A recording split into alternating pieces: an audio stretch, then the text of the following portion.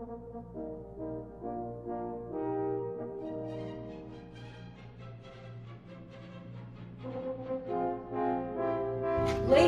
we are assembled to protest against a form of government existing without the consent of the governed, to declare our right to be free as man is free, to be represented in the government which we are taxed to support, to have such disgraceful laws as give man the power to chastise and imprison his wife, to take the wages she earns, the property which she inherits, and in the case of separation, the power of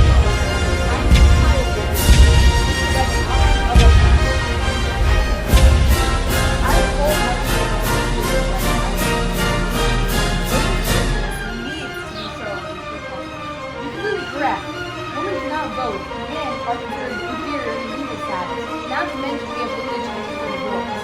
I thought our rules were important by staying correctly. Women's property equally with that of men.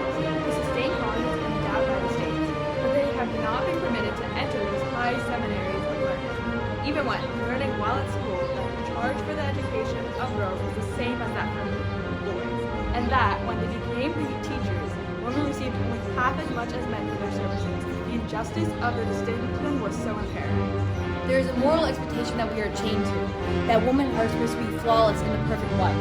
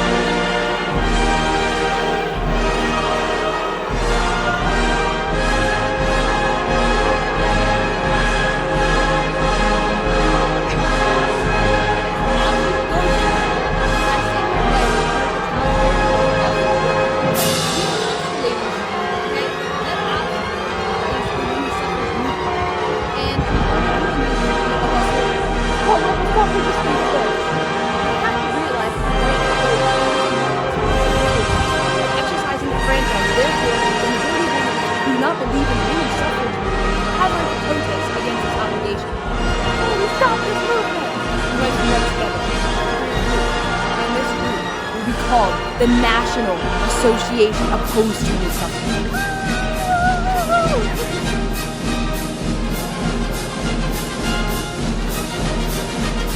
Today we are gathered here to discuss the matters on women's rights in America. The Declaration of Independence is a direct push for equality, but does not offer this equality for both men and women. I had the pleasure of meeting Elizabeth 8 years ago at the World Anti-Slavery Convention. There, we were seated in the women's only section and were not allowed to sit or speak at the event. This outraged us, but we used that rage to create a declaration attending to women's rights.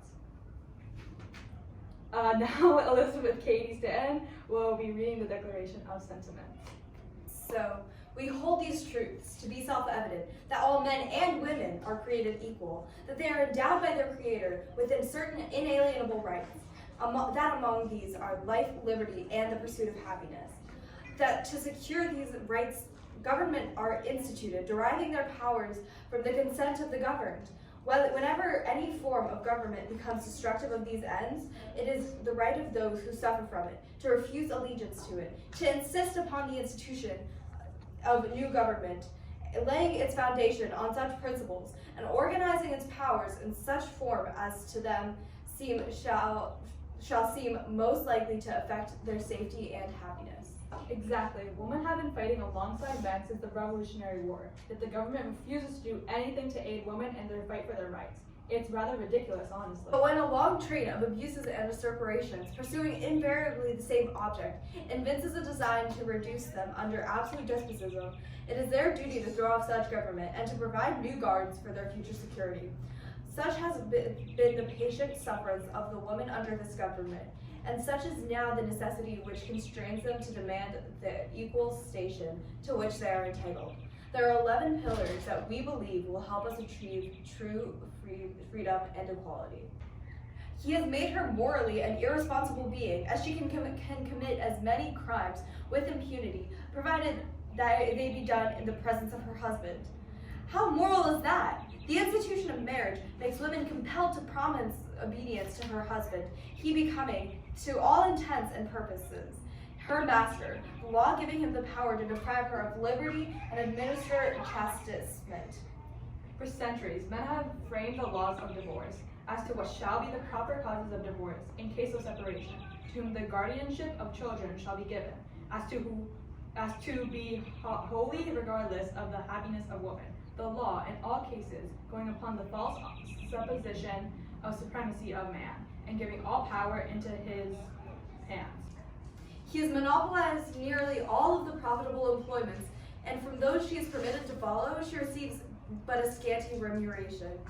He closes her against all the avenues of wealth and distinction, which he considers most honorable to himself.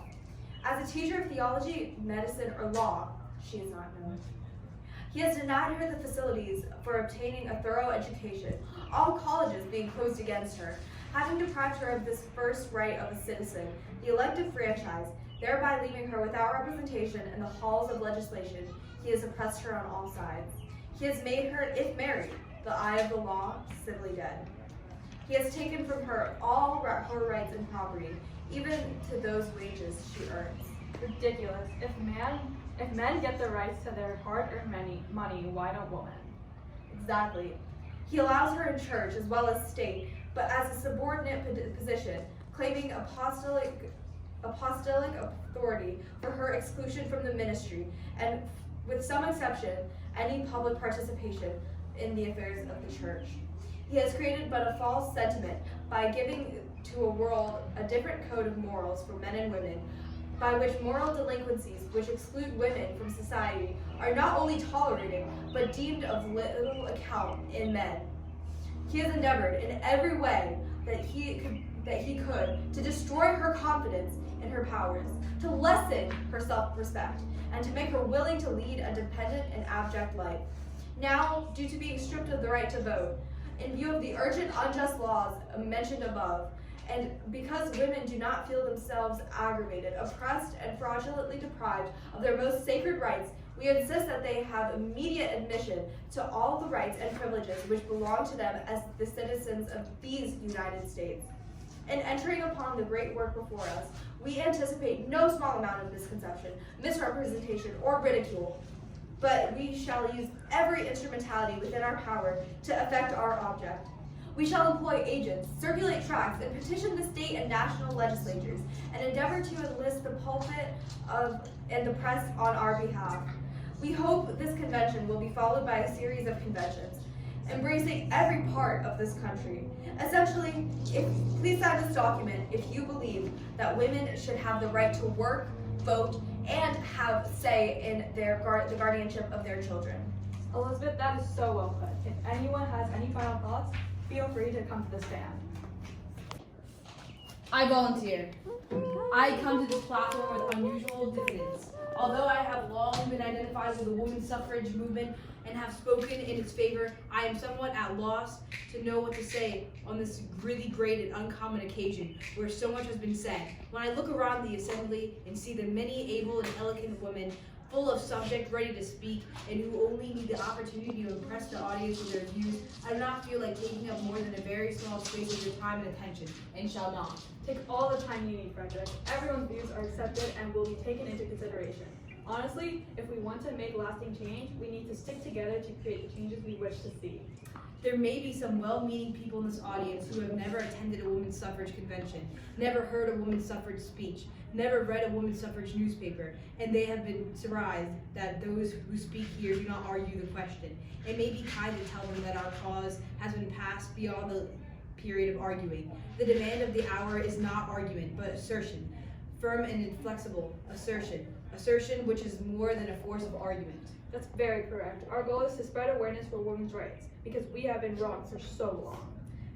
The women who have thus carried the agitation have already embodied the illustration of Theodore Park's 3 grades of human greatness. The first is greatness and executive and administration ability. Second, greatness in the ability to organize, and thirdly, in the ability to discover truth. Wherever these three elements of power are combined in any movement, there is reasonable ground to believe in its final success. And these elements of power have been manifest in the women who have been in the movement in hand from the very beginning. They are seen in the steady growth on onward march of the movement, and they will be seen in the final triumphs of women's cause, not only in the country, but throughout the world. Woo! That was so great. Thank you. I grew up so thoroughly imbued with women's rights that it was the most important question of my life from a very early day. That is why I stand here today, continuing to fight every day until women are not deemed inferior to men. Woo! Very nice, very nice. Okay, I'm gonna go take a seat over there again. Okay, bye.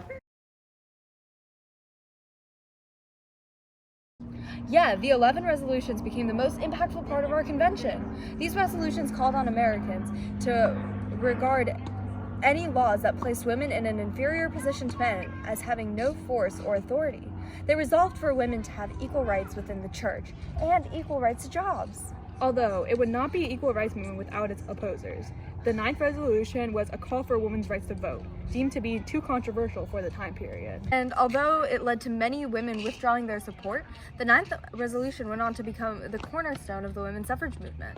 After this convention, women were coming together so their voices could be heard. In the following years, the convention's leaders continued to campaign for women's rights at state and nationwide events. Reformers frequently referred to the Declaration of Sentiments as they campaigned for equality. Exactly. And between 1848 and 1862, the participants of Seneca Falls Convention used the Declaration of Sentiments to employ agents, circulate tracts, and petition the state and national legislatures and endeavor to enlist the pulpit and press on our behalf. Signed by 68 women and 32 men, the Declaration and the Seneca Falls Convention remain landmarks in the history of women's rights. Oh, and for the people like Josephine? Signed by 68 women and 32 men, the Declaration and the Seneca Falls Convention remain landmarks in the history of women's rights. Oh, and for people like Josephine? She did create her national association opposed to women's suffrage and became president of that. Then, during the ladies' riot, she ended up giving a speech against the suffragists, which only ended up in her being accused of getting money from delivering these speeches. And yikes, she got really angry at that one. Excuse me, guys. I said it once, and I'll also say it again. As a woman of independent means, I have not only never received a cent for my services, but I have financed the work of many others. So, Josephine, since you're already here, why not go ahead and tell us what happened with the association? I will. Well, I had to resign from the organization because I wanted to shift its headquarters to Washington, D.C. I always continued the local anti-suffrage upheaval until the issue ended. Wow. It's been fun chit-chatting, Joes, but let's get back to what we were originally saying. Come, my conservative friend. Wipe the dew off your spectacles and see that the world is moving. Whatever. I'm out of here. After 72 years of organized struggle, American women finally achieved the same rights as men at the polling box, when in 1920, women won the right to vote with the passage of the 19th Amendment to the U.S. Constitution. This victory led to the work of prominent feminist leaders in the 1950s and 60s, ushering in a new age and new hope for women's rights.